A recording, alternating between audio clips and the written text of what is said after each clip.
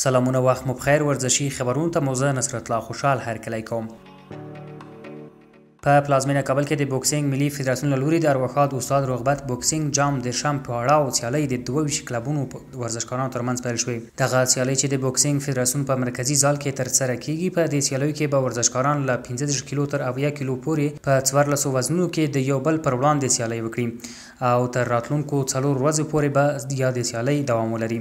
د سیالیو موخه د ارواښاد عبدالغفور رغبت یاد او د بوکسینګ د تنکیو ورزشکارانو وړتیاو ته وده ورکول دي. دغه سیالۍ هر کال د کابل ښار د کلبونو ترمنځ د ارواښاد عبدالغفور رغبت د بوکسرانو ټولنې له لوري او د افغانستان د بوکسینګ فدراسیون په همکارۍ ترسره کیږي.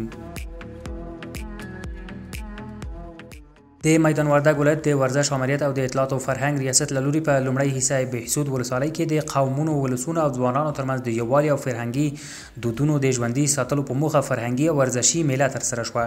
په دغه میله کې د میدان وردګ د ملکي او نظامي ادارو په مسؤلینو سربیره د هزاره او کوچیانو د قومونو مشرانو او په سلګونو نندارچیانو ګډون کړی و چې یو ځینې ورزشي نندارې لکه جمناستیک، وزلوبه، تکواندو، پهلواني او ورته وخت کې د کتابونو لاسي صنایع او د هیواد د تاریخي ځایونو انځورونه نندارې ته وړاندې او د رواشو دودیزه میله هم پرانستل شوه. د میدان وردګ ولایت والي قاری بختیار معاذ دې ته ورته فرهنګي، عملي او ورزشي میلې د ولسونو، قومونو او ځوانانو ترمنځ د یووالي او ورورولۍ په برخه کې خورا اړینې او مهمه وګڼلې.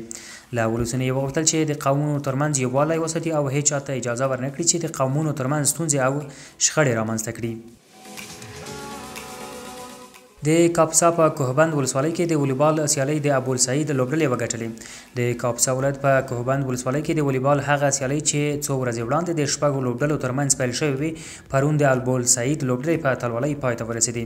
د دې سیالیو په وروستیو مراسمو کې د کاپسا سپورټ ادارې او نورو ځایي دولتي ادارو مسؤلینو برخه اخیستې وه او ګډون کوونکي لوبډلې یې وهڅولې. د دې پړاو وروستۍ لوبه د ابوالسعید او شمشیر لوبډلو ترمنځ ترسره شوه چې په پایله کې د ابوالسعید لوبډلې وکولای شول خپلې سیالۍ لوبډلې ته 3-1 میدانونو په توپیر ماتې ورکړي او د اتلولۍ جام یې خپل کړ. په پای کې د مسؤلینو له لوري ګټونکو لوبډلو او غوره لوبغاړو ته ډالۍ، کپونه او میډالونه وویشل شول. د ننګرهار ورزش ریاست له لوري د والیبال فدراسیون په همغږۍ د والیبال دغه تورنمنټ چې د ځوانانو د تشویق او سالم روزنې په موخه 9 ورځې وړاندې د 14 لوبډلو ترمنځ پیل شوی و، د چپرهار لوبډلې په ګټه پای ته ورسید. د یاد تورنمنټ پایلوبه د هډي فارم او چپرهار لوبډلو ترمنځ وشوه چې 2-2 مساوي پای ته ورسېده، خو د مشرانو د پریکړې په اساس د لوبې کپ چپرهار لوبډلې ته ورکړل شو. د پکتیکا ولایت یوسف خیل ولسوالۍ کې د مستقلي ځوانانو لخوا د نشهیي توکو په ضد د والیبال سیالۍ د یحیی خیل ولسوالۍ د غیبي خیل لوبډلې په بریا پای ته ورسېدې. په دغه سیالیو کې د غزني اندړو، یحیی خیل، خیرکوټ، بکخیل او یوسف خیل ولسوالیو 18 لوبډلو ګډون کړی و چې 8 ورځې یې دوام وکړ. د یادو سیالیو پایلوبې ته د یحیی خیل ولسوالۍ د غیبي خیل او میست لوبډلو لار پیدا کړه چې د غیبي خیل لوبډلې 2-1 خپل سیال ته ماتې ورکړه. د دغه سیالیو موخه له نشهیي توکو سره د مبارزه او ورزش ته د ځوانانو هڅول دي. په اخر کې ګټونکي لوبډلې او غوره لوبغاړو ته جایزې ورکړل شوې.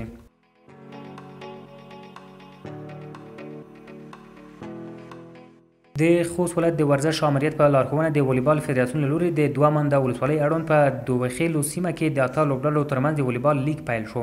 یاد لیګ به 10 ورځې دوام وکړي چې د پیل لوبه یې د اینتخیلو او الوخیلو لوبډلو ترمنځ وشوه چې 3-1 میدانونو په توپیر د اینتخیلو لوبډلې په ګټه پای ته ورسېده.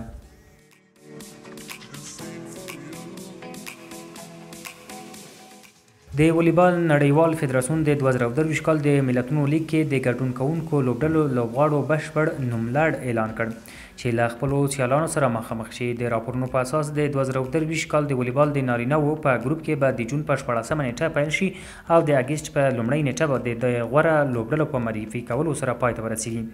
د دې تورنمنټ په لومړۍ پړاو کې به د کاناډا، امریکا، ارجنټاین، ایټالیا، کیوبیا، جرمني، هالند، برازیل، جاپان، فرانسې، چین، ایران، پولند، بلغاریا او سلوانیا څخه 14 لوبډلې ګډون وکړي.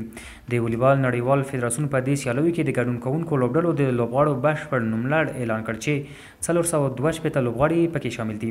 د ارجنټاین او سلوانیا ټیمونه به 24 لوبغاړي ولري، بلغاریا، چین او کیوبا به 28 لوبغاړي ولري او نور ټیمونه چې د نارینه‌و په ګروپ کې برخه اخلي هر یو به 10 لوبغاړي ولري.